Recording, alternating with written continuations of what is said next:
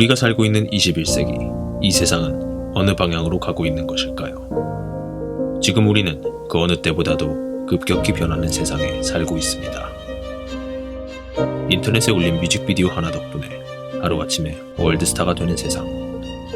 불과 2, 3년 전에 배우고 익혔던 지식들마저 곧바로 구닥다리로 전락해버릴 수 있는 세상. 한 발 늦은 특허 등록으로 인해 회사가 하루아침에 망할 수 있는 세상. 언제 어디서 새로운 에너지 자원이 생산될지, 새로운 바이오 기술 혹은 새로운 의료 산업이 개발될지, 이제 우리는 그 누구도 어떤 분야에서도 한자리에 머무를 수 없으며 언제나 새로운 지식과 정보, 그리고 급격히 변하는 트렌드에 깨어 있어야 하는 위치에 서 있습니다. 10년이 걸려 지구 반대편에 전해졌던 문화들이 불과 마우스 클릭 하나로 온 세계인이 공감하고 친구가 되는 세상. 또 불과 키보드 단추 하나로 한 공동체가 갈라지고 적이 되는 세상에 살고 있습니다. 온 세상이 이렇듯이 선교라는 과제도 지구 반대편에 있는 먼 나라 이야기가 아니며 긴박함과 유연성을 필요로 합니다. 선교도 늘 깨어 오는 세대를 분별하며 하나님의 인도하심을 구하는 것이 절실합니다. 2014년 이미 세계 인구는 72억을 넘어선 가운데 세계적으로 도시화가 심화되고 있습니다. 200년 전 세계 인구의 3%만이 도시에 거주했다면 오늘날 54%의 인구가 도시에 거주하고 있습니다.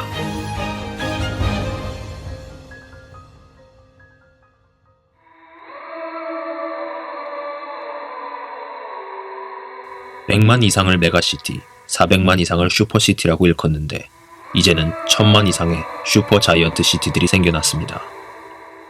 이제 현대 선교는 더 이상 정글과 사막에서 하는 시대가 아니며 콘크리트와 시멘트 벽 사이에서 이루어지는 시대입니다.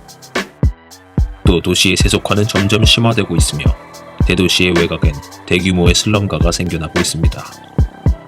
전기가 들어오지 않아 해가 지면 앞이 보이지 않고 위생시설이 제대로 갖추어지지 않아 각종 병에 노출되어 있으며 경찰들마저 들어가기 꺼려하는 지역이기에 밤낮으로 범죄가 만연하는 곳.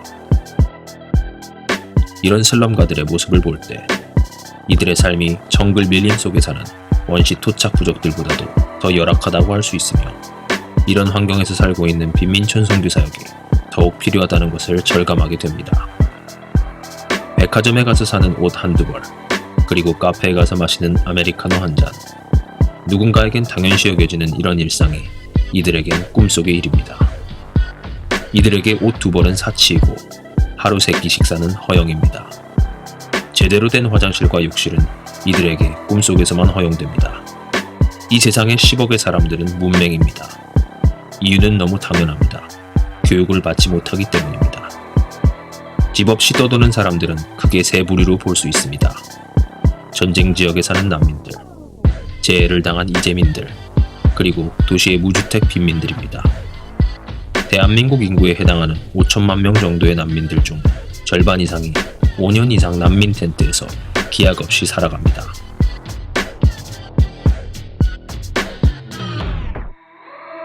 이들을 위한 헤비테트 운동과 문맹 퇴치 사역이 시급합니다.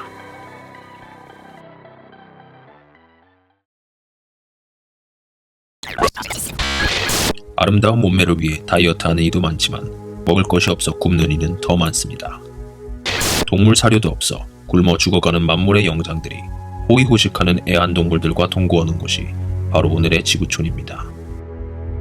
사람이 하루 2달러, 한 달로 치면 월 6만원 이하로 살아갈 수 있을까요? 그런데 이 지구상에는 그렇게 살아가는 인구들이 많이 있습니다. 그 수는 얼마나 될까요?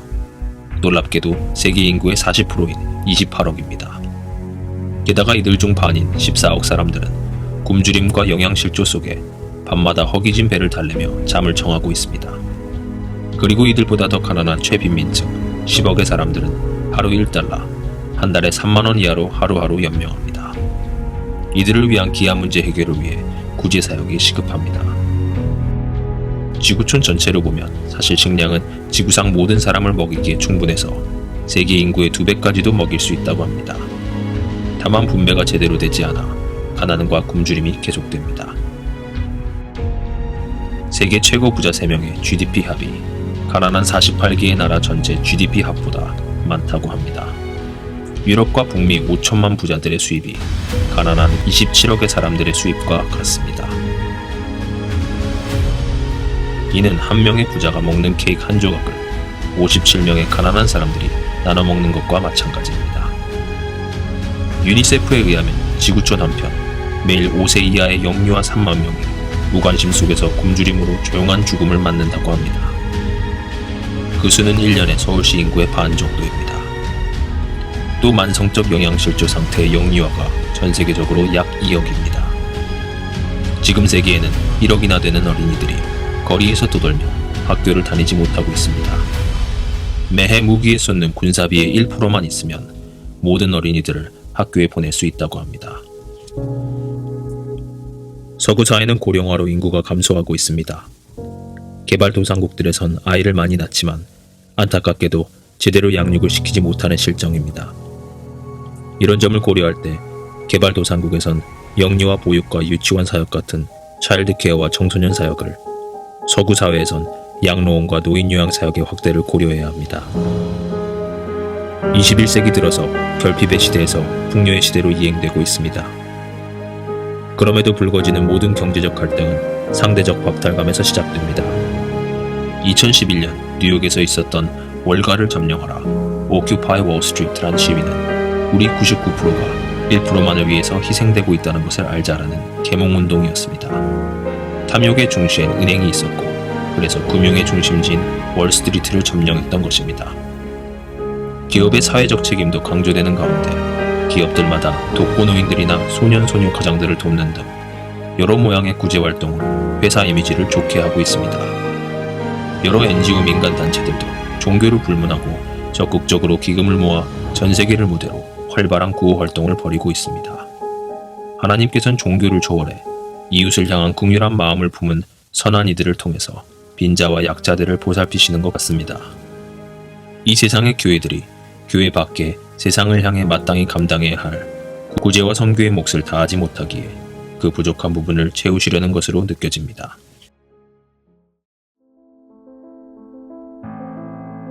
(30년) 전엔 PC가 없었고 20년 전엔 구글이 없었고 10년 전엔 스마트폰이 없었습니다. 불의 발견이 인류의 삶에 큰 변화를 주었듯이 문자, 발자, 화약, 자동차와 비행기 등등 이런 것들 모두도 인류의 삶을 혁신시켰습니다.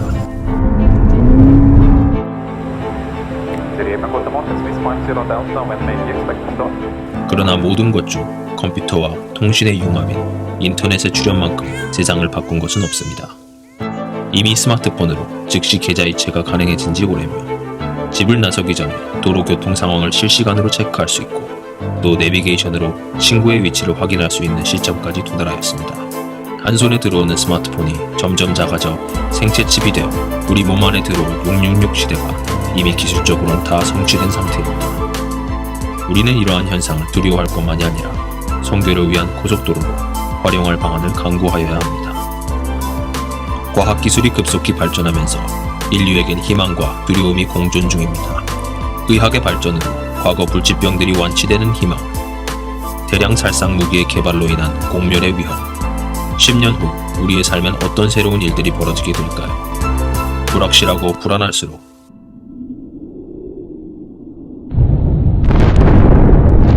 주님만이 우리의 산성이자 피난처이십니다.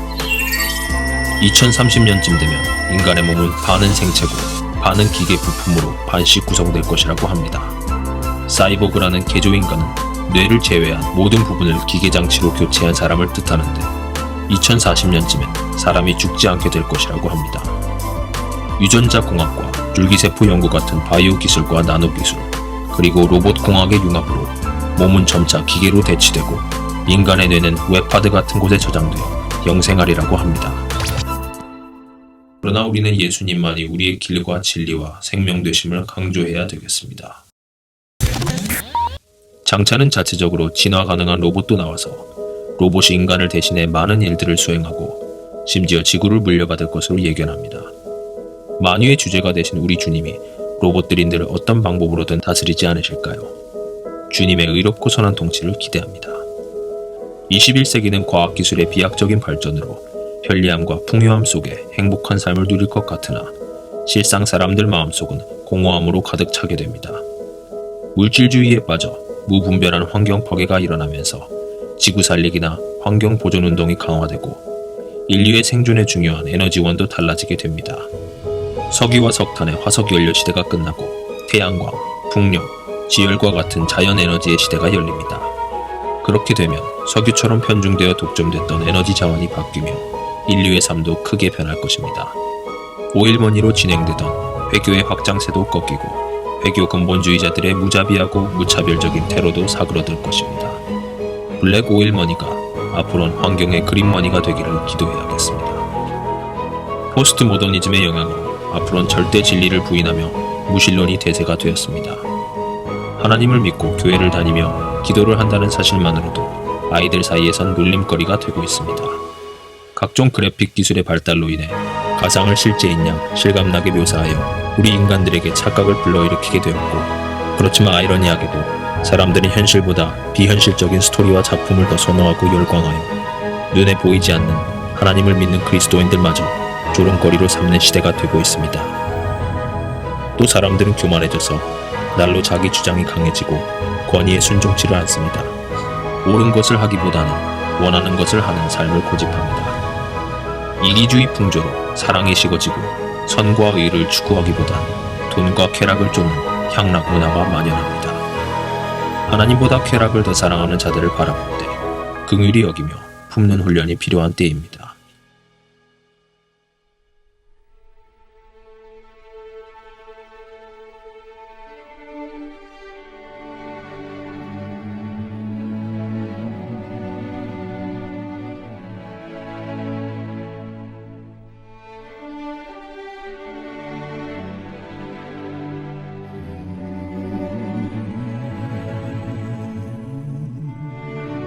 성경에서 이미 예언한 오늘날의 모습을 바라보고 있을 때 우리는 선교라는 과제를 어떤 마음 자세를 가지고 어떤 전략과 방법으로 임해야 할까요? 우선 인간의 머리와 손만으로는 선교가 이루어질 수 없다는 것을 깊이 인식하고 선교의 대장 되신 하나님께 무릎 꿇고 도우심을 구할 수밖에 없습니다. 하나님께서 말씀하시기를 말세에 내가 내 영을 모든 육체에 부어주리니 너희의 자녀들은 예언할 것이요 너희의 젊은이들은 환상을 보고 너희의 늙은이들은 꿈을 꾸리라고 하신 것처럼 우리가 이러한 과학 만능 시대를 논리로 대적하며 나아가기보다 인간의 논리를 초월한 성령의 능력으로 해야 합니다. 하나님의 나라가 말에 있지 아니하고 그 능력에 있다 하신 것처럼 병든 자들과 악한 영에게 눌린 이들에게 손 내밀어 예수의 이름으로 기도함으로써 치유에 자유케 할 것입니다. 하나님이 함께 역사하셔서 따르는 표적으로 하나님의 살아계심과 높고 위대하심을 친히 입증해 주실 것입니다.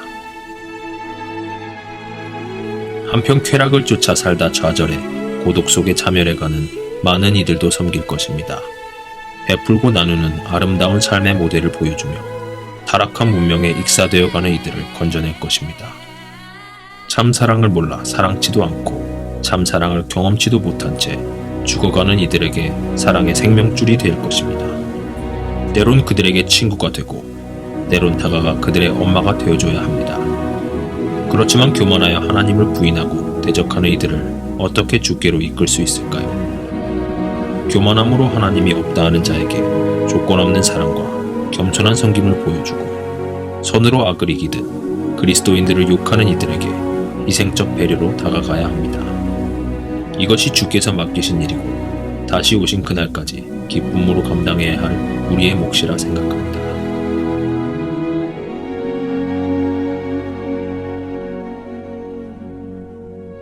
헐벗고 굶주린 수많은 이들에게 우리는 무엇을 해줄 수 있을까요? 주님께서 굶주린 이를 먹이고 병든 이들을 고쳐주셨던 것처럼 우리도 그들의 육체적 필요도 채워주는 총체적 전인 치유 사역을 추진할 것입니다. 그러나 선교는 결코 혼자서 할 수 없고 특히 구제와 의료 사역엔 많은 돈이 들기에 기도를 통해 비용을 마련하는 것도 우리의 큰 사역이 될 것입니다. 어떤 곳은 빵으로, 어떤 곳은 책으로, 어떤 곳은 약으로 여러 형태로 다가가서 섬겨주며 여러 은사의 사람들이 함께 하나 되어 팀을 이룸으로써 여러 사람들의 다양한 필요들을 채워주는 사역이 되어야 합니다. 여러분도 저희 케어 코너즈 사역에 함께 하셔서 하나님 나라 확장에 동참하지 않으시겠습니까?